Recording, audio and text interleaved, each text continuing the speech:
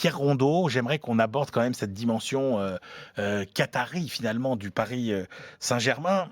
Est-ce que les Qataris pourraient quitter finalement le Paris Saint-Germain? Est-ce qu'ils pourraient considérer que finalement les objectifs ne sont pas atteints, on est venu, on a échoué, on s'en va? On peut tout à fait l'imaginer, hein. Je ne veux pas jouer les oiseaux de mauvais augure, mais on peut tout à fait imaginer que passer la Coupe du Monde 2022 qui aura lieu au Qatar, on rappelle que les Qataris sont venus dans le football et au Paris Saint-Germain pour développer le cadre sportif et que le sommet, hein, le pic aura lieu en 2022 avec la Coupe du Monde. On peut tout à fait imaginer qu'ils quittent le navire passer cette date.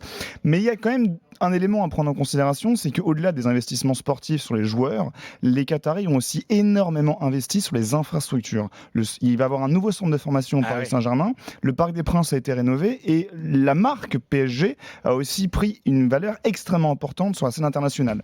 Donc, ce que je veux dire par là, c'est que s'il venait à se séparer du club et à le vendre, mécaniquement, la vente devra atteindre, voire dépasser les 500 millions d'euros.